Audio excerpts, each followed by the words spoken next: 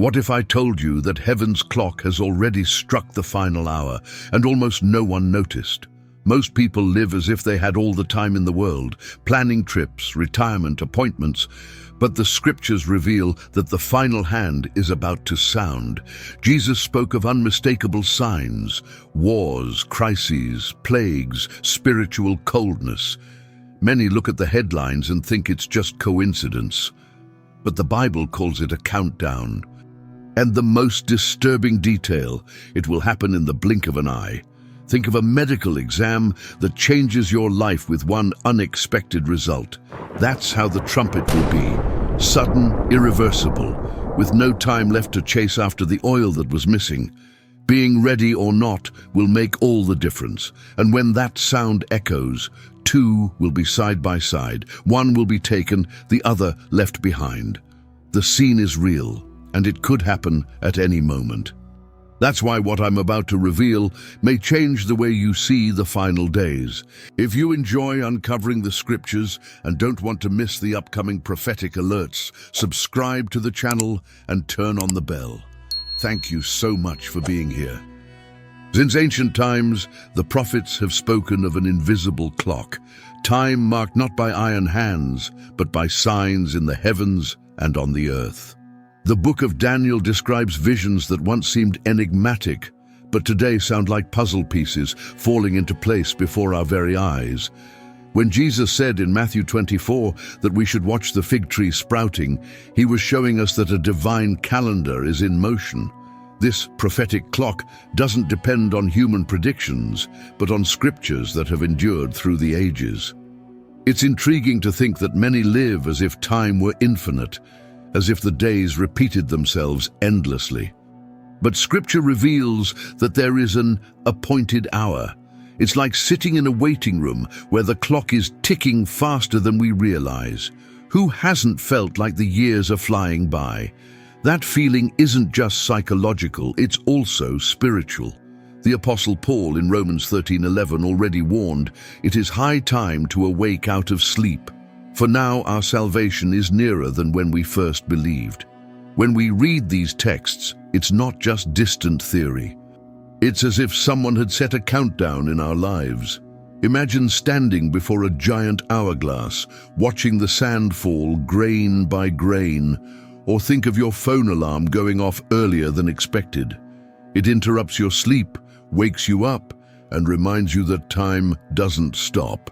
That's the picture the prophecies paint, a time that cannot be delayed. Many scholars call it the time of the end, not in a sense of panic, but as a call to preparation. In everyday conversations, hardly anyone brings this up. People talk about retirement, investments, travel, but rarely about eternity. It's like planning a birthday party and forgetting that the venue rental has an end time. The prophetic clock is there, pulsing through scripture and echoing in the news, but few are willing to see it. Not because it's hard, but because it's uncomfortable to admit that earthly time has a limit. And perhaps the most striking detail is this: according to scripture, this clock is never late or early. It follows the divine rhythm. Jesus warned that no one knows the day or the hour, but he also urged us to stay watchful. This creates an almost tangible tension. We can't pinpoint the exact minute, but we can perceive the signs that the final hour is near. What if we were already living in the final moments? What if the invisible hand was about to strike? What would really happen when this heavenly clock hits its last second? The prophets did not speak in whispers. They spoke in trumpets. From Isaiah to Malachi, we find messages that thunder through time. Seek the Lord while he may be found. Call upon him while he is near. Isaiah 55:6. Every word was a cry of warning amid the people's indifference. Jeremiah wept over Jerusalem. Amos denounced injustice. Ezekiel spoke of dry bones that needed to come back to life. These were not just speeches for a distant era. They were timeless calls that echo across centuries and reach us today as if they were spoken right now. Think for a moment. Who likes being jolted awake by an alarm? It's annoying but necessary to wake those who are asleep. The prophets were exactly that, an unsettling alarm. They confronted kings, priests, and crowds who preferred to believe that everything was fine. But Scripture reveals that God's greatest act of love is precisely the warning before judgment. Just like a doctor who alerts you to the symptoms of a disease, the prophet showed that ignoring the signs leads straight to disaster. The final cry wasn't just spoken, it was written into immortal texts. Each prophecy is like a spiritual traffic sign. Some say stop, others turn back, and still others get ready to go. That's why when Jesus spoke about the end times, he echoed the words of the ancient prophets. He didn't start a new message from scratch. He confirmed what had already been written. The consistency among the sacred books is like a continuous echo, as if many voices were saying the same thing in different times. The time to prepare is now. And if the prophets were speaking to us today, they might not be in public squares or temples, but on your phone screen, in a message flashing before tired eyes scrolling through the news. The principle, however, is the same, a call to wake up. Ignoring it is like receiving a persistent call and pressing the silence button. The alert doesn't go away, it just becomes easier to pretend it's not there. But sooner or later the ringing starts again. Scripture shows us that the prophetic cry was not given in vain. Some heard it, changed, and rose up. Others mocked and stayed on the same path. It's the age-old divide between those who listen and those who cover their ears. But one thing is certain. The prophets always pointed to a culminating point, something greater yet to come. And what if that final cry is already sounding right before us, but few are able to perceive it?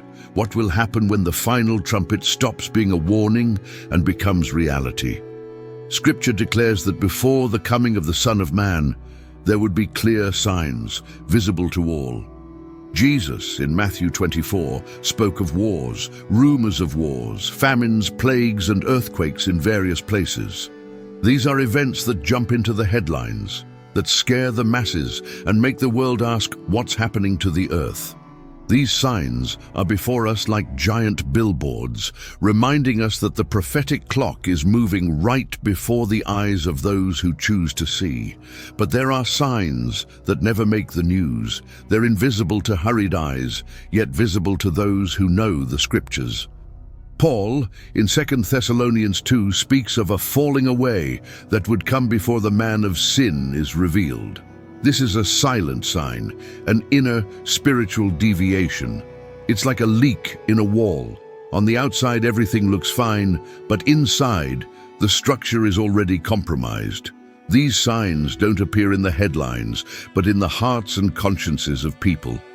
The contrast between visible and invisible signs teaches us something crucial. The deadliest dangers aren't always the loudest. Think of a silent disease. The person feels fine, but a routine checkup reveals something serious was already growing inside. That's how it is in the end times. While everyone is shocked by catastrophes, the cooling of faith happens quietly, corroding families, communities, even entire churches without anyone realizing. It's precisely in this silence that Jesus' prophecy is fulfilled. Because lawlessness will abound, the love of many will grow cold. Matthew 24:12. In practical life, it's easier to notice the external signs, violence, economic crises, diseases. But the invisible signs are in the routine. When prayer is left behind, when the Scriptures stay closed, when faith is traded for the rush of daily life. It's in this hidden battleground that many are losing the fight without realizing.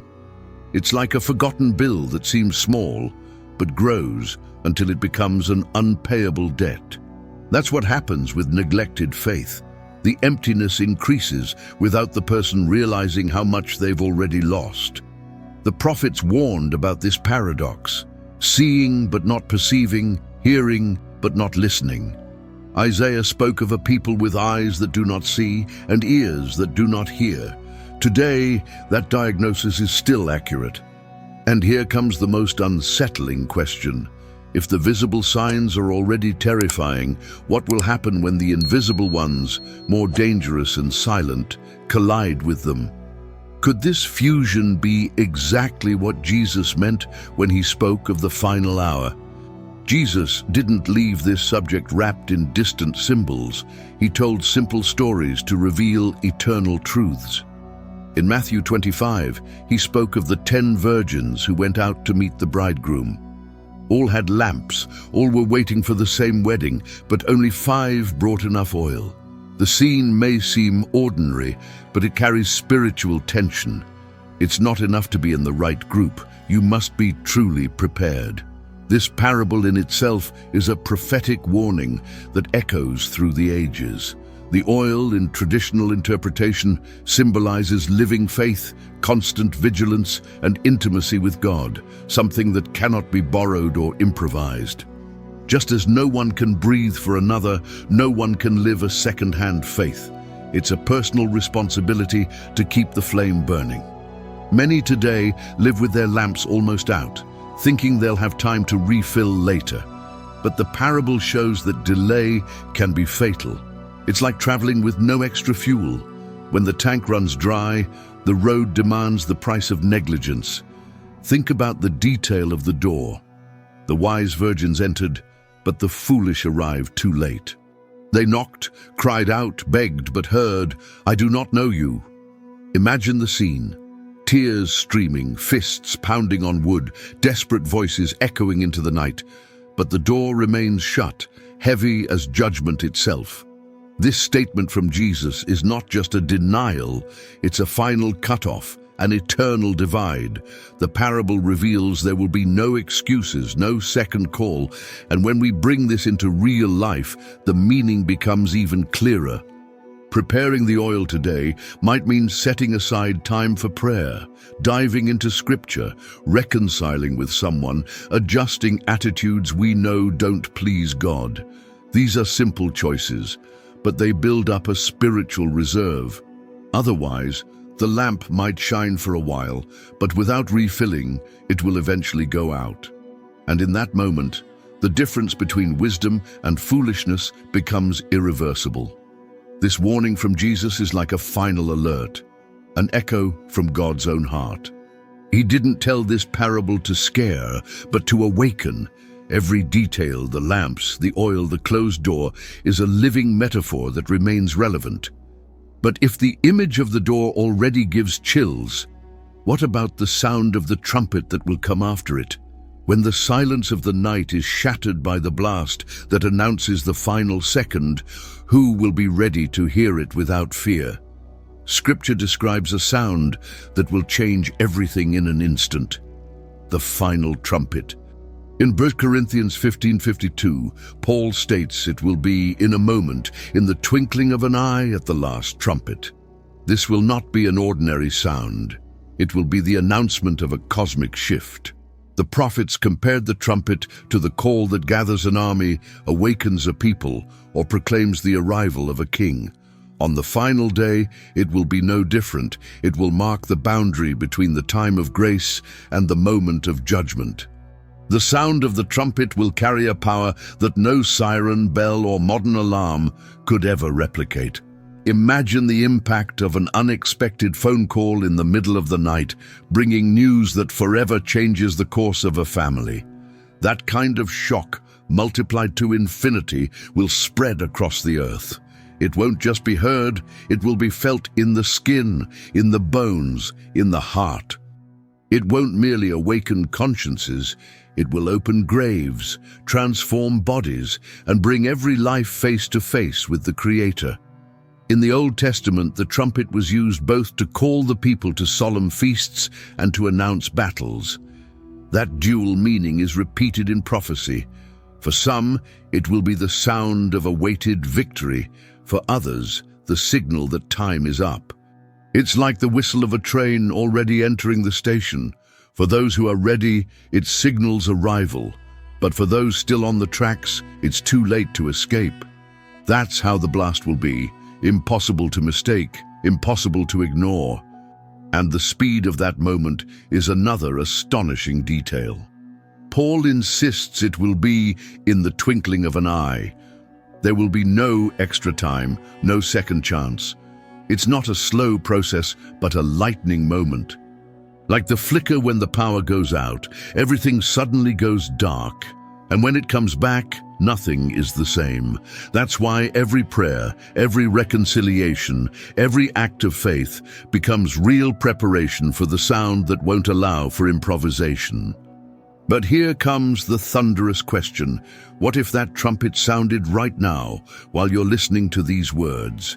What would you feel? Relief or fear? Peace or despair? The sound will come for all, but the difference lies in each one's destiny. And it is precisely at this point that prophecy gains its most dramatic weight. When that final second resounds, who will be taken and who will be left behind? Jesus was direct when he spoke about this moment. In Matthew 24:40-41, he said, "Then 2 men will be in the field, one will be taken and the other left.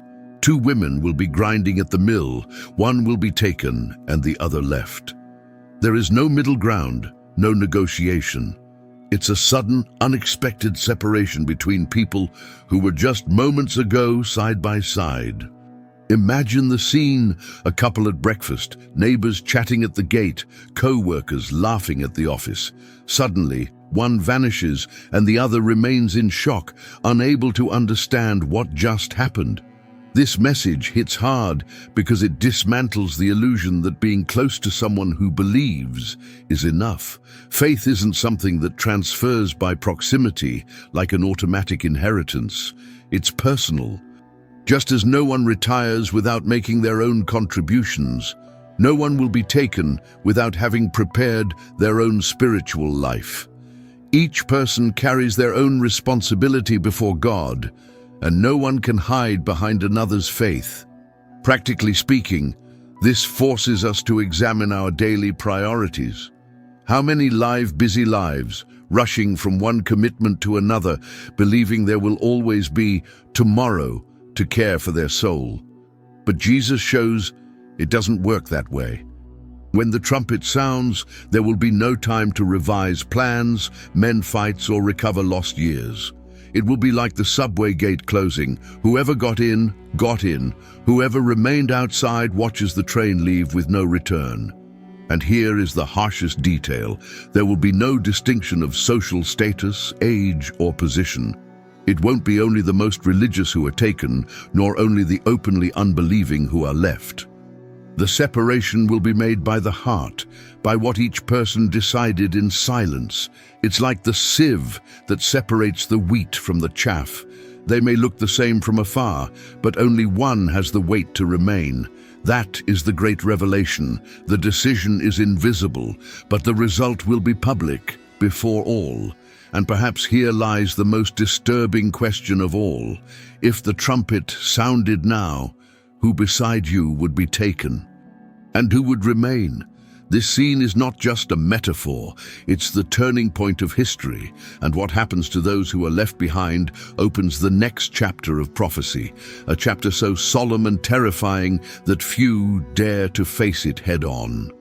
We've reached the end of this prophetic journey, but in truth, the subject doesn't end here. It only begins within each of us.